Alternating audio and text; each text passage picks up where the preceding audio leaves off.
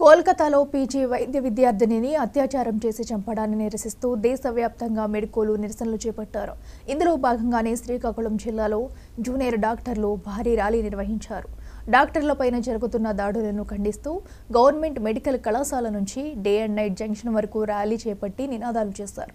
ఈ సందర్భంగా జూనియర్ డాక్టర్లు మాట్లాడుతూ తమకు రక్షణ కల్పించాలని డిమాండ్ చేశారు. ఇటువంటి ఘటనలు ఎక్కువగా ప్రభుత్వ ఆసుపత్రుల్లో జరగడం బాధాకరమన్నారు. ప్రభుత్వాలు డాక్టర్ల రక్షణకై చట్టాలను కఠినతరం చేయాల్సిన అవసరం ఎంతైనా ఉందన్నారు.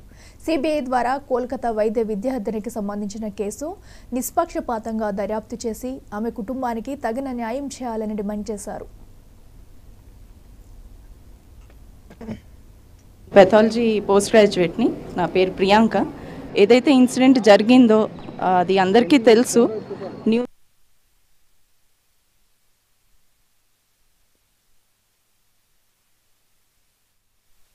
సో ఏదో కాలేజ్లో జరిగింది అన్నవంత వరకే మనకు తెలుసు. కానీ దీనివల్ల మనం చేసేది ఏంటి? ఇది ఫస్ట్ ఇన్సిడెంట్. ఒక నిర్భయ యాక్ట్ తీసుకొచ్చారు. చాలా బ్రూటల్ ఇన్సిడెంట్ ఒకటి అయ్యింది మనకు ఢిల్లీలో. దానివల్ల నిర్భయ యాక్ట్ వచ్చింది. సో దానికి ఎలా అయితే అంత గట్టిగా ఒక స్టెప్ తీసుకొచ్చారో సేమ్ థింగ్ అదే డాక్టర్స్కి జరిగినప్పుడు వాళ్ళ ఓన్ ప్రెమిసెస్లో, బయట ఎక్కడ కూడా కాదండి, ఇది హాస్పిటల్లో జరిగింది. ఒక అమ్మాయికి తన డ్యూటీ చేస్తున్నప్పుడు జరిగిన విషయం ఇది.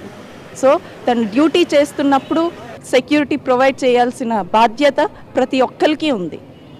కాలేజ్ మేనేజ్మెంట్, ప్రభుత్వం, అందరికీ. గవర్నమెంట్ హాస్పిటల్ అంటే సెక్యూరిటీ లేకుండానే ఉంటుంది. అదే విషయం మనం బయట ఏ కార్పొరేట్లోనో ప్రైవేట్ హాస్పిటల్లోనో చూడమండి, సెక్యూరిటీ ఉంటుంది ఖచ్చితంగా. సో ఎందుకు ఈ సెక్యూరిటీ అన్నది గవర్నమెంట్లో మిస్ అవుతుంది? ఎందుకు ఇవ్వలేకపోతున్నాం? ఒక మన హాస్పిటల్లో పనిచేస్తున్నప్పుడు ఇలాంటి ఒక ఇన్సిడెంట్ జరిగితే మన కుటుంబ సభ్యులే అయితే ఎలా అండి మనం ఒప్పుకుంటామా? దీనికి లేదు కదా. సో ఈ ప్రొటెస్ట్ ఏంటి అని అంటే, ఎందుకు ఇన్సిడెంట్ అవ్వక ముందు మనం ఎందుకు సెక్యూరిటీ ఇవ్వలేకపోతున్నాం? మనం పనిచేసే వాళ్ళకి, మనతో పనిచేసే వాళ్ళకి మనం సెక్యూరిటీ కల్పించలేకపోతే పని ఏమవుతుంది? ఎవరు చేస్తారు? నైట్ డ్యూటీ అంటే భయం రాదా? ఇలాంటి ఒక ఇన్సిడెంట్ అయితే నెక్స్ట్ మన నైట్ డ్యూటీ తలక క్వాలిటీ ఉంటుంది. నైట్ డ్యూటీ ఎవరు చేస్తారు?